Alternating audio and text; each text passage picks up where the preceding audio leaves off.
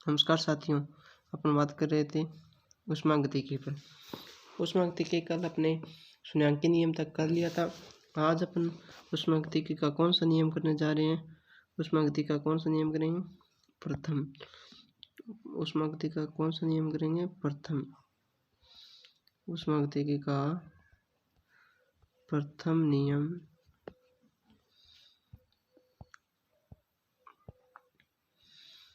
जो ऊष्मागतिकी का प्रथम नियम वो क्या बताता है?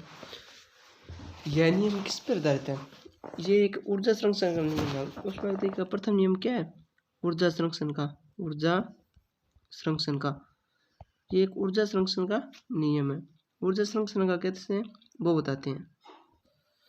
ऊर्जा संरक्षण नियम क्या होता है? ऊर्जा संरक्षण का नियम होता है कि हम ऊर्जा को न तो नष्ट कर सकते हैं और न ही उत्पन्न कर सकते हैं, बल्कि एक रूप से दूसरे रूप में क्या कर सकते हैं? परिवर्तन कर सकते हैं। एक रूप से दूसरे रूप में क्या कर सकते हैं? परिवर्तन। यही होता है। तो इस नियम के अनुसार क्या है कि अपन कोई भी निकाय है, किसी निकाय को क्यू ऊष्मा देते हैं। कौन सी ऊष्मा देते हैं? क्यू ऊष्मा अवशोषित की करवाई जाती है उससे। तो उसकी जो अवशोषित ऊष्मा है ना, अवशोषित ऊष्मा,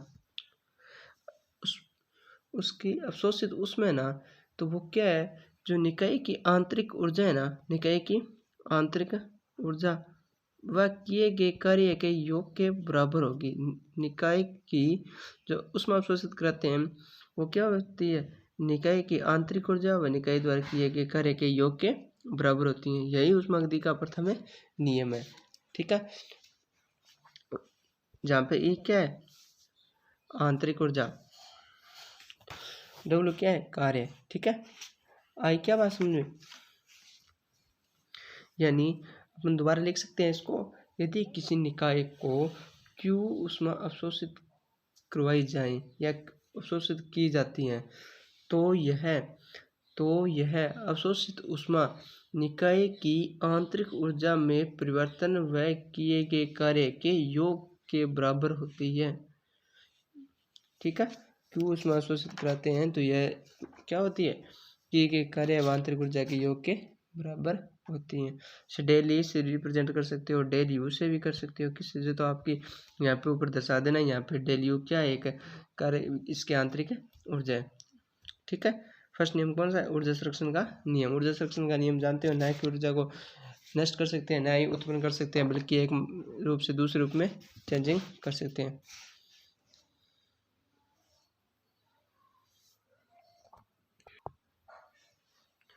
ठीक है,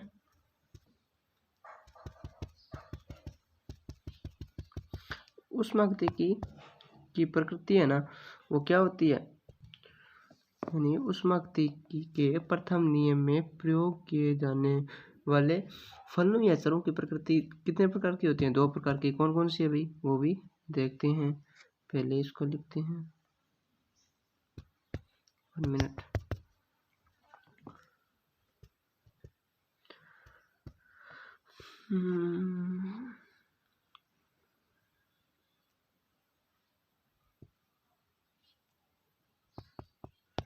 ठीक है, नेक्स्ट कर लेते हैं।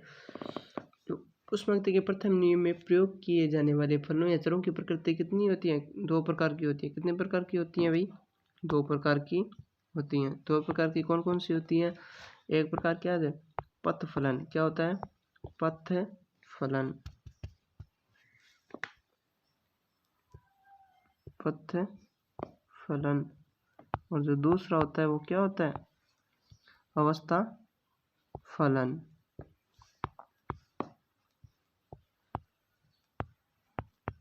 अब समझते हैं ये पथ फलन क्या होता है और अवस्था फलन क्या होता है। ठीक है, इसको एक बार छोटा कर देता हूँ, होता नहीं है। ठीक है, पथ फलन और अवस्था फलन। पथ फलन क्या होते हैं कि ये फलन किसी निकाय की जो निकाय द्वारा प्रारंभिक अवस्था से अंतिम अवस्था तक आने में जो पथ का चयन किया गया है या जिस पथ पर निर्भर करती है वह पथ फलन करती है। इसका डायरेक्ट मैं आपको बताता हूँ। इनको लिख सकते हैं वे फलन जो निकाय की अवस्था पर निर्भर न करते हो, निकाय की अवस्था पर निर्भर न करते हो। निकाय की अवस्था पर निर्भर न करने वाले फलन क्या कहलाते हैं? पथ पर, बल्कि उस पथ पर निर्भर करते हो जिससे पथ द्वारा निकाय प्रारंभिक अवस्था से अंतिम अवस्था में आता है, अर्थात वे फलन जो निकाय द्वारा तय किए गए पथ पर क्या करते हो भाई? निर्भर करते हो। समझ में आई बात क्या? इसके डेफिनेशन में आपको लिखवा दूंगा, पहले समझो। यानी वे फलन जिनके मान निकाय की अवस्था पर निर्भर है न करते हो, किस पर करते हो? नेक्स्ट लिखा देता हूँ, पथ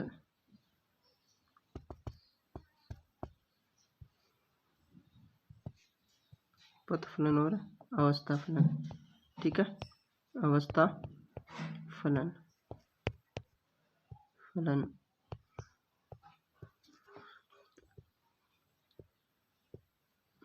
यानी वे फलन जो निकाय के पथ पर निर्भर करते हो। कौन किस पर? पथ पर। जो पथ पर निर्भर करते हैं वो क्या कहलाते हैं? पथ फलन। और जो निकाय की अवस्था पर निर्भर करते हैं वो क्या कहलाते हैं? अवस्था फलन। जो पथ पर निर्भर ना करें वो कौन से हो जाएंगे? अवस्था फलन। जो अवस्था पर निर्भर ना करें वो कौन से फलन होंगे? पथ फलन। और जो अवस्था पर निर्भर करते हैं वो कौन से फलन होंगे? अवस्था फलन। ठीक है, अवस्था पर निर्भर करते हैं। अब इनके डेफिनेशन क्या लिख सकते हैं? पथ फलन के एग्जाम्पल्स अपने क्या लिखते हैं? ताप, दाब, एंट्रोपी, आंतरिक ऊर्जा सभी हो जाएंगे। ठीक है, और जो अवस्था फलन उसके कार्य और ऊष्मा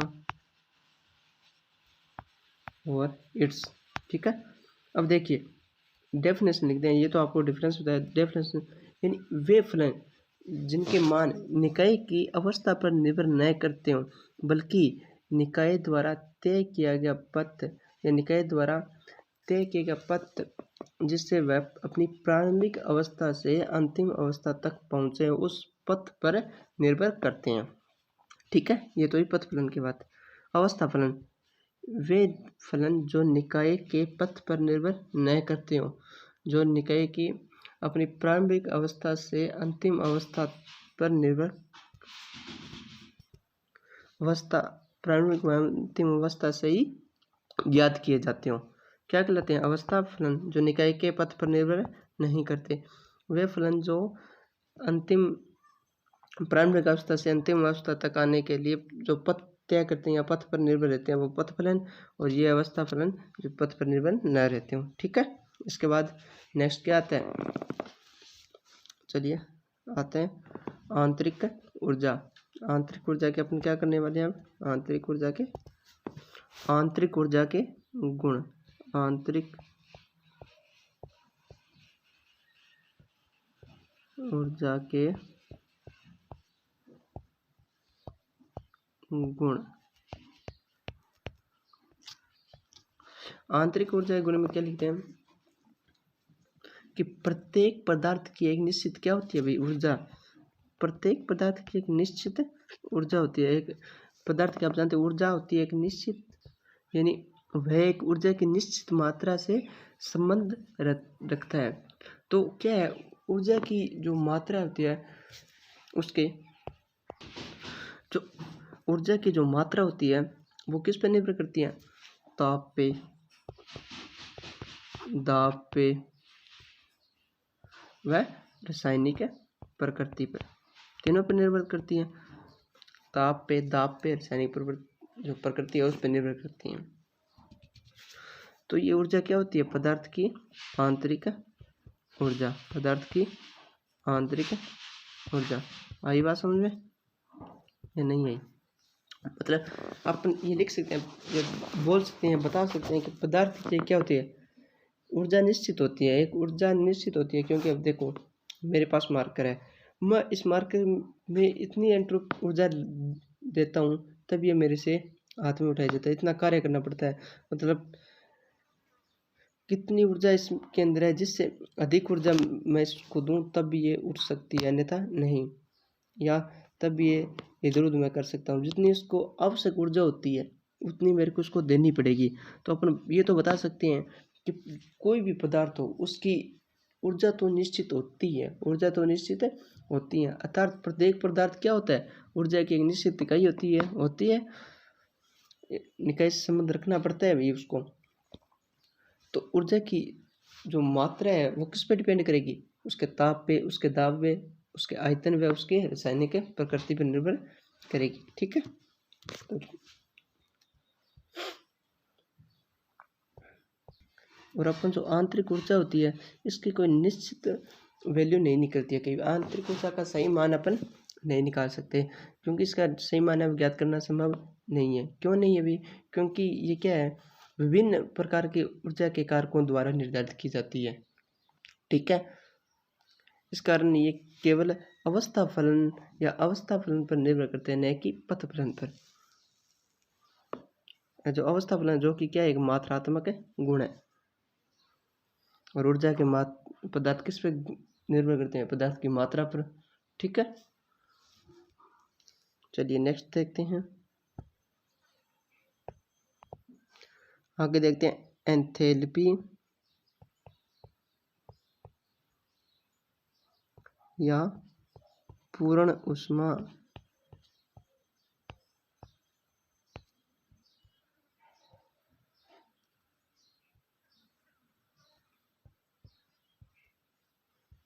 यूनिट 1 का ही पार्ट है ये।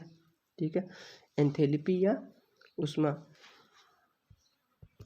एंथैल्पी या पूर्ण ऊष्मा में अपन क्या लिख सकते हैं कि किसी निकाय की पूर्ण ऊष्मा या एंथैल्पी ऊष्मा के वे मान हैं जो कि निकाय की आंतरिक ऊर्जा तथा उसके द्वारा किए गए कार्य का योग होती है। क्या होती है भी, किए गए कार्य का योग होती है, समझे बात। यानी किसी भी प्रक्रम को अपन जब स्थिर दाब पर करवाने से उसमें क्या होता है, तो उस प्रक्रम में एक नए ऊष्मागतिकीय फलन का उपयोग किया जाता है। ठीक है, तो जिससे अपन निकाय की आंतरिक नियति या पूर्ण ऊष्माएं कहते हैं। अपन इस पूर्ण ऊष्मा है उसको किससे रिप्रेजेंट करेंगे भाई, डेल एच से। ठीक है, डेल एच से रिप्रेजेंट करते हैं, तो डेल एच से बराबर क्या आ गया, ई प्लस में पी वी, ई प्लस में पी वी। आई बात समझ में, जहाँ पे पी वी क्या है, ई व पी वी क्या है, ये अपन कह सकते हैं कि किसी भी प्रक्रम को अपन स्थिर दाब पर करवाते हैं, पी क्या रखते हैं, कांस्टेंट रखते हैं, तो उस प्रक्रम में क्या होता है, एक नई ऊष्मागतिकीय फलन का उपयोग होता है या अपन करते हैं, जिससे निकाय की अंतर्निहित यानी पूर्ण ऊष्मा कहते हैं। ठीक है, यहाँ पे वी आयतन, पी दाब, ई आंतरिक ऊर्जा। एंथैल्पी या पूर्ण ऊष्मा दोबारा समझिए, नहीं किसी निकाय की अपन पूर्ण ऊष्मा या एंथैल्पी उसे कहते हैं कि ऊष्मा के वे मान है जो निकाय की आंतरिक ऊर्जा तथा उसके द्वारा किए गए कार्य का योग होती है। ठीक है, अपन किसी भी प्रक्रम को स्थिर दाब पर करवाने से उस प्रक्रम में एक नए ऊष्मागतिकीय फलन का उपयोग किया जाता है, जिससे निकाय के अंतर्निहित या पूर्ण ऊष्मा कहते हैं। इसे डेल एच से ज्ञात किया जाते हैं या डेल एच से व्यक्त किए करते हैं। ठीक है,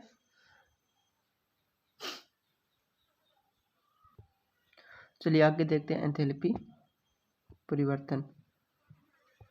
एंथैल्पी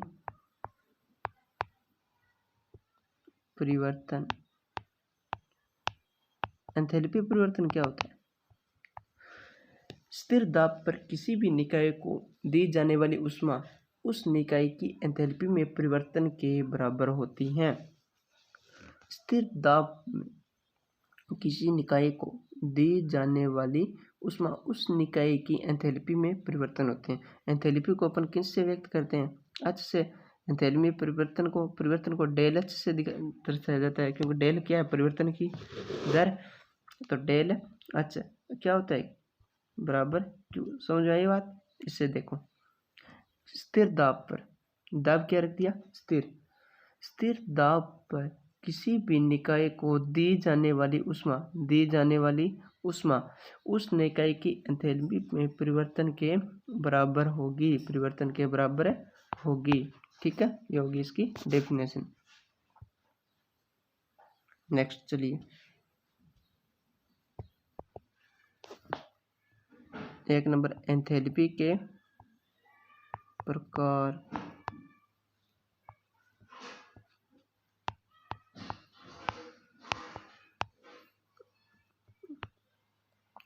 इसमें 1 नंबर एंथैल्पी के प्रकार लिखते हैं हम लोग। पहले लिखते हैं वाष्पन की एंथैल्पी, वाष्पन की एंथैल्पी,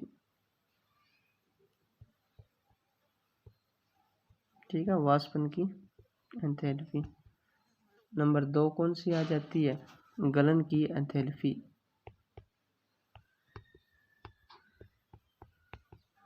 नंबर 3 कौन सी आ जाती है, ऊर्ध्वपातन की एंथैल्पी।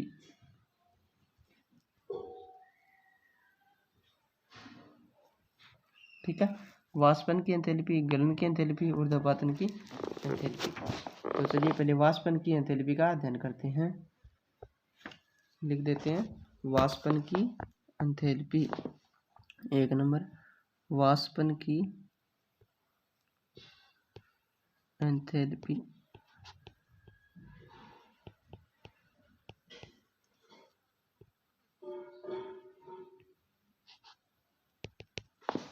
वाष्पन की एंथैल्पी, वाष्पन की एंथैल्पी मतलब जब कोई पदार्थ द्रव से वाष्प अवस्था में बदलता है, द्रव से किस अवस्था में बदलता है, वाष्प अवस्था में, तो प्रवेश से क्या करता है, प्रवेश से ऊष्मा की कुछ मात्रा ग्रहण करनी पड़ती है, ऊष्मा की कुछ मात्रा ग्रहण करनी पड़ती है, तो ये आगे किस में बदलेगा, वाष्प में बदलेगा। और ये क्या निकाय प्रवेश से जब ऊष्मा ग्रहण करेगा, प्रवेश ऊष्मा ग्रहण करेगा तो इसके एंथैल्पी के मान में क्या हो जाएगी, वृद्धि। इस एंथैल्पी के मान में होने वाली यही वृद्धि क्या कहलाती है, वाष्पन की एंथैल्पी। क्योंकि अपन देखो द्रव को किस अवस्था में बदल रहे हैं, वाष्प अवस्था में। वाष्प अवस्था में बदलने के लिए जो निकाय है वो क्या करेगा, प्रवेश से क्या करेगा, ऊष्मा ग्रहण करेगा, प्रवेश से ऊष्मा ग्रहण करेगा, ग्रहण करने से निकाय की एंथैल्पी के मान में वृद्धि हो जाती है। तो एंथैल्पी में होने वाली यही वृद्धि क्या कहलाती है भाई, वाष्पन की एंथैल्पी। क्योंकि किसके लिए कर रहे हैं, वाष्प बनाने के लिए कर रहे हैं। तो ये कौन सी होगी, वाष्पन की एंथैल्पी। ठीक है, इसका एग्जाम्पल अपन करें।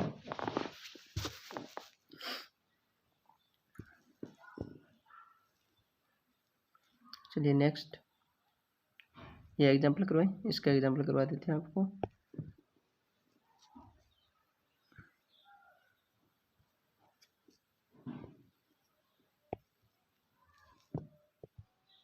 जल के एक मोल को, इसका एग्जाम्पल क्या ले लेते हैं अपने, एक जल वाला ले लेते हैं, ठीक है।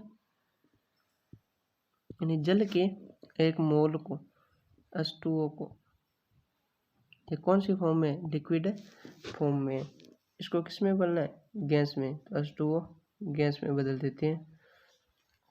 ठीक है, ये 1 मोल है, तो इसको अपन जल के 1 मोल को द्रव अवस्था से जल के 1 मोल को 25 डिग्री सेल्सियस ताप पर, अपन ताप 25 डिग्री सेल्सियस ताप पर वाष्प में, यहाँ पे गैस आ गई, वाष्प में परिवर्तन करने के लिए कितनी जो ऊष्मा की आवश्यकता होती है अभी अपने को, 43.9 किलो जूल। ठीक है, जो कि वाष्पन की एंथैल्पी है। समझ में आई बात। नहीं, जल के 1 मोल को 25 डिग्री सेल्सियस ताप पर इसको द्रवित अवस्था में बदलने के लिए 43.9 किलो जूल ऊष्मा की आवश्यकता होगी, जो कि वाष्पन की एंथैल्पी है। ठीक है, अगर अपन इस एग्जाम्पल के, ये एग्जाम्पल है, इसके विपरीत देखें, विपरीत देखो, इसका एग्जाम्पल नंबर 2 मान लो। ये एक बार छोटा कर देता हूँ, होता है तो ये होता।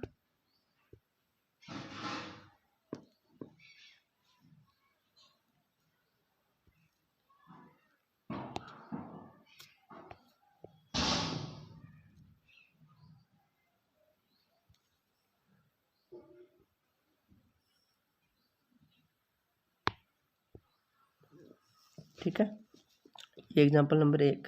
एग्जाम्पल नंबर 2 देखते हैं। जब ये क्या है, H2O गैस है, H2O गैस, ठीक है, H2O गैस है, इससे अपन क्या बदलना है, H2O लिक्विड बदलना है, H2O द्रवित अवस्था में, मतलब गैसीय अवस्था से वापस द्रवीय अवस्था। 25 डिग्री सेल्सियस ताप पर, तो भी अपने को कितने किलो कैलोरी जूल की आवश्यकता पड़ेगी? 93.9 किलो कैलोरी जूल की आवश्यकता पड़ेगी। यानी अपने क्या कह सकते हैं, गैसीय अवस्था में जल के एक मोल को, इसको वहां पे तो वाष्पित लिखा था, यहाँ पे क्या बोले, संघनित करके, गैसीय अवस्था के जल के एक मोल को 25 डिग्री सेल्सियस ताप पर संघनित करके जो जल के द्रवित अवस्था में बदलने के लिए भी अपने को 93.9 किलो कैलोरी जूल की आवश्यकता पड़ेगी। तो इस प्रकार की जो एंथैल्पी होती है ना इसके अंदर, तो यह कौन सी होगी, संघनन की एंथैल्पी, क्योंकि यहाँ पे अपन संघनन कर रहे हैं, तो ये एंथैल्पी कौन सी होगी, संघनन की एंथैल्पी, संघनन की एंथैल्पी। ठीक है, नेक्स्ट पे देखते हैं संघनन की एंथैल्पी।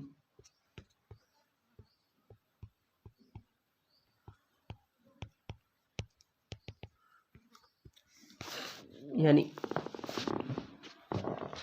किसी उस वाष्प को कर रहे थे, एग्जाम्पल आपने देख लिया, किसी वाष्प को संघनित कर, तो वह, अब अपन देखते हैं पहले उसको, अब आपको एक बता दूं, अपन लिक्विड फॉर्म से उसको गैसीय फॉर्म में बदला था, गैसीय फॉर्म में बदला था, तो उसने क्या की थी, प्रवेश से ऊष्मा ग्रहण की थी, प्रवेश से ऊष्मा ग्रहण की थी, बट लिक्विड गैस से वापस, गैस से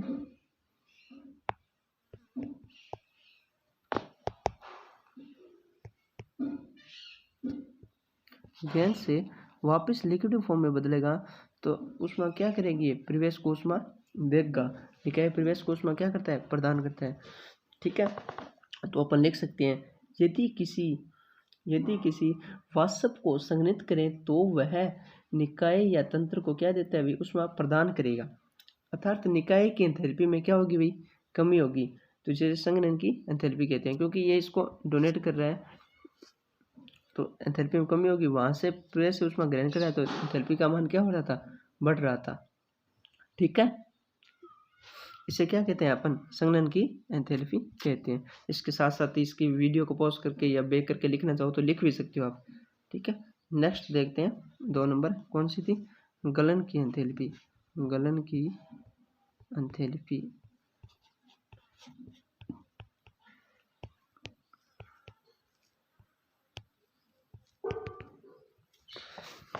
गलन की एंथैल्पी क्या होता है, गलन का अर्थ होता है मतलब ठोस अवस्था से द्रव अवस्था में, गलन का मेन अर्थ क्या होता है, ठोस अवस्था किस अवस्था में बदलना, द्रव अवस्था में बदलना, मेन होता है ठोस अवस्था से द्रव अवस्था में बदलना गलन का अर्थ। ठीक है, अब क्या देख सकते हैं, कोई ठोस है जो पिघलता है तो वह क्या करता है, अपने प्रवेश से ऊष्मा ग्रहण करता है, तो जिससे इसके निकाय की एंथैल्पी में क्या हो जाती है भाई, वृद्धि हो जाती है। ठोस निकाय से क्या करता है, ऊष्मा ग्रहण करता है, क्योंकि वो उसको किस अवस्था में बदलना है भाई, द्रव अवस्था में बदलना है, तो इसके एंथैल्पी के मान में वृद्धि हो जाती है। जो एंथैल्पी के मान में वृद्धि होती है वो क्या कहलाता है, गलन की एंथैल्पी। ठीक है, क्योंकि ठोस को द्रव में बदलता है तब गलन की एंथैल्पी। यानी अपन इसका एग्जाम्पल क्या लें, इसका एग्जाम्पल छोड़ो, पहले ये बताता हूँ आपको दोबारा, इसकी डेफिनेशन लिख लो। गलन का अर्थ होता है, ये लिख लेना, गलन का अर्थ होता है ठोस का द्रव में बदलना, ठोस का द्रव में बदलना। अतः अपन लिख सकते हैं, आगे डेफिनेशन लिख दो इसकी, कि जब कोई ठोस पिघलता है तो वह अपने परिवेश से ऊष्मा ग्रहण करता है, जिससे निकाय की एंथैल्पी में वृद्धि हो जाती है। यह वृद्धि गलन की एंथैल्पी कहलाती है। ठीक है, तो गलन की एंथैल्पी को किससे रिप्रेजेंट करेंगे, डेल एच एफ। ठीक है, लिख लेना, इसको इससे दर्शाते हैं। अब इसके अपोजिट भी देख लेते हैं एक, इसके अब ये देखो कौन सी गलन की एंथैल्पी होगी, इसके विपरीत कौन सी एंथैल्पी होगी। अब आपको ऐसे बताएगा, जैसे ये पहले ठोस था तो पिघल के किस अवस्था में गया, पिघल कर किस अवस्था में गया, द्रव अवस्था में, मतलब पिघल कर गया लिक्विड फॉर्म में, सॉलिड फॉर्म से। तो ठीक है, अब इसके विपरीत अब सॉलिड फॉर्म है, उसको अपने को क्या करें जब ये लिक्विड में ठोस हो जाए। जैसे पहले बर्फ थी, बर्फ धीरे धीरे पिघलती गई, तब ये किस में बदलती गई, पहले ठोस अवस्था में थी, बाद में लिक्विड अवस्था में होगी। ठीक है, और दोबारा इसको कैसे ठोस अवस्था में करवाया जाए, मतलब इसको क्या किया जाए, ठंडा ठंडा हो जाए, ठंडे किया जाना, इसको क्या कहते हैं, इमाक की एंथैल्पी, मतलब इमाक, इमाक होता है द्रव का ठोस में बदलना। तो ये एंथैल्पी कौन सी हो जाएगी, इमाक की एंथैल्पी या ईमन की एंथैल्पी, यानी इसके विपरीत इमाक की एंथैल्पी। इमाक की एंथैल्पी की आप परिभाषा लिख सकते हो और ये एग्जाम्पल भी दे सकते हो।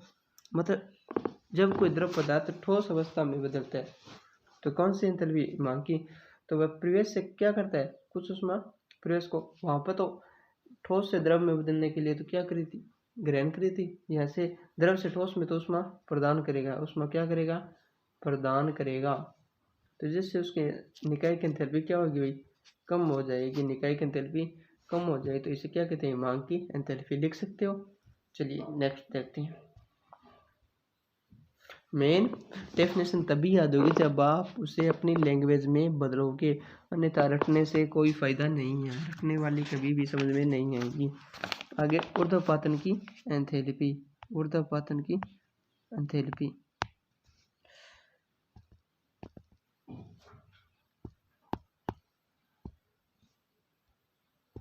ऊर्ध्वपातन की एंथैल्पी।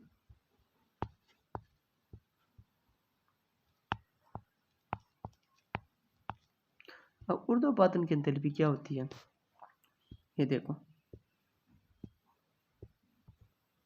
अब ऊर्ध्वपातन का अर्थ समझाता हूँ मैं आपको डायरेक्ट। पहले ऊर्ध्वपातन का अर्थ क्या होता है कि जब कोई ठोस है ना, जब ठोस, ठोस द्रव और गैस तीन आती है, पहले ठोस अवस्था में आता है, फिर द्रव अवस्था, फिर गैस अवस्था, तीन अवस्था होती है।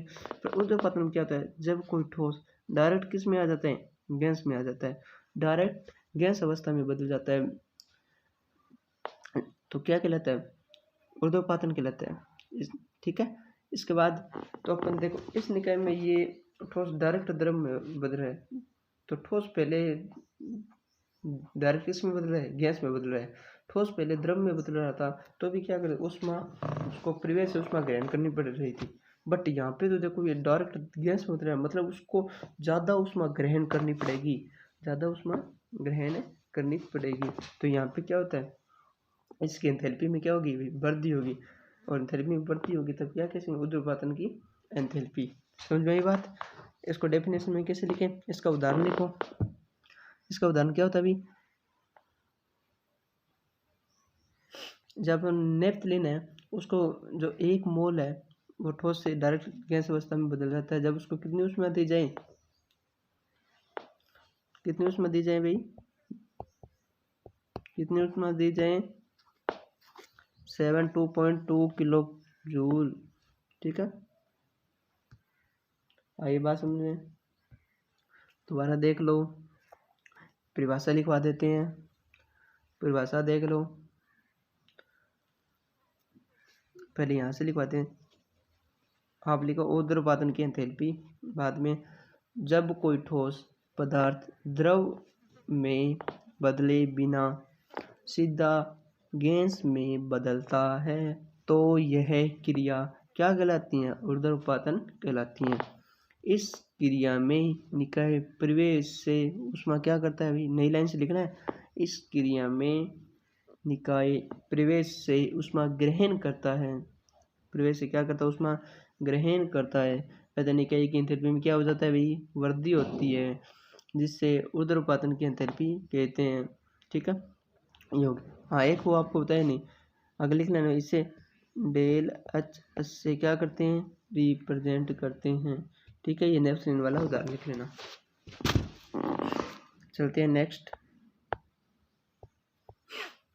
ऊष्मा, आगे क्या आता है ये टॉपिक, ऊष्मा धारिता, ऊष्मा धारिता, ऊष्मा धारिता। अब क्या होती है ऊष्मा धारिता,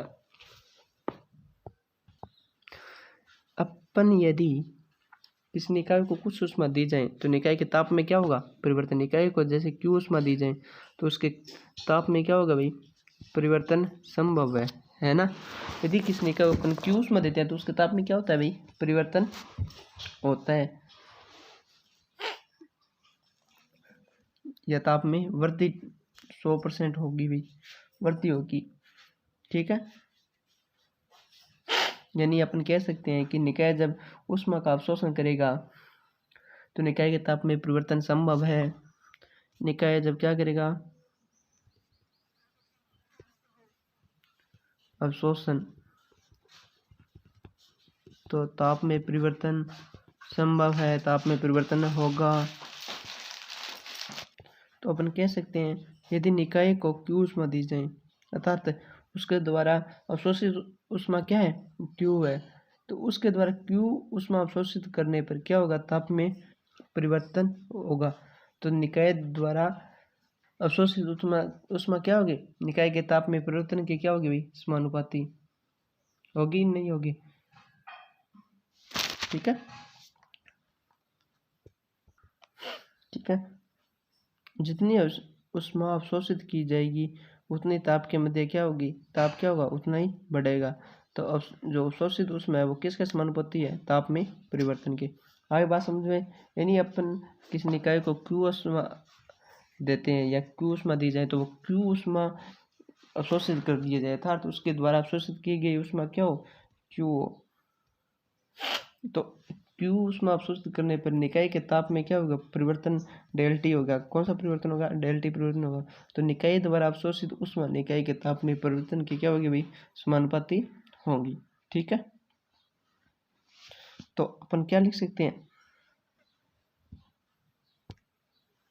Q समानुपाती डेल टी, ये लिख सकते हैं Q समानुपाती डेल टी। ये समानुपाती का निशान हटाएंगे तो यहाँ पर क्या आ जाएगा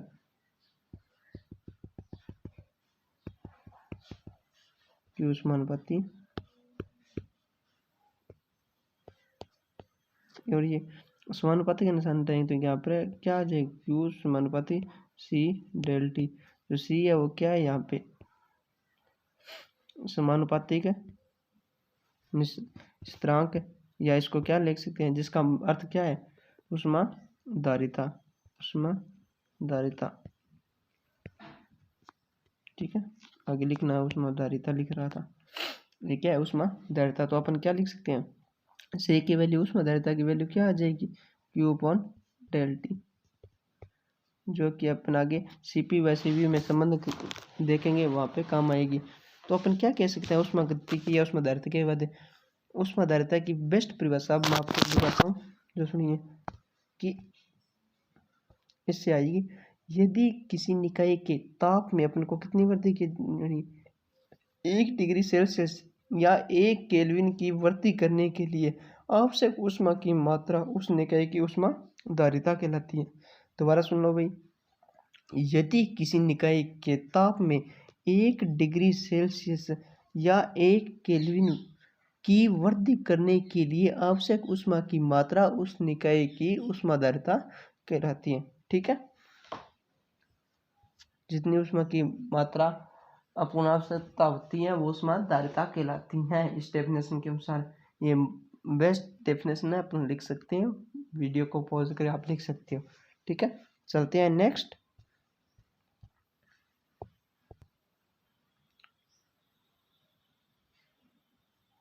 ऊष्माधारिता कौन कौन सी होती है, एक तो होती है स्थिर दाब पर, यानी जहाँ पे P क्या हो कांस्टेंट, स्थिर दाब पर ऊष्माधारिता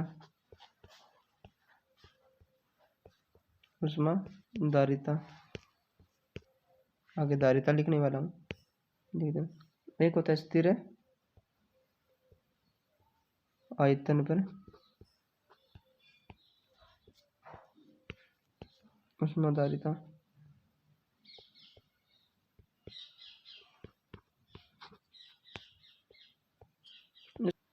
CP ये हो जाएगा। ठीक, तो स्थिर दाब पर ऊष्माधारिता CV, स्थिर ताप पर ऊष्माधारिता CB। स्थिर दाब मतलब जहाँ पे दाब क्या हो कांस्टेंट यानी स्थिर हो, स्थिर आयतन पर जहाँ आयतन क्या हो स्थिर हो, तो ये स्थिर दाब पर ऊष्माधारिता, स्थिर आयतन पर ऊष्माधारिता अपन पढ़ेंगे नेक्स्ट वीडियो में। इसके साथ इसके अंदर संबंध ज्ञात करेंगे। तो आज के लिए बस इतना ही। चैनल पर नए हैं तो चैनल को लाइक करें, शेयर एंड सब्सक्राइब दोस्तों, जिससे अपन जल्दी लाइव क्लास ले सकें। जल्द से जल्द 1000 सब्सक्राइबर अपने पूर्ण हो तब अपन लाइव क्लास ले सकते हैं। सब्सक्राइबर आप देख सकते हो अभी तक सब्सक्राइबर थोड़े हैं या बहुत कम है, इसलिए प्लीज़ हेल्प एंड वॉचिंग। धन्यवाद दोस्तों।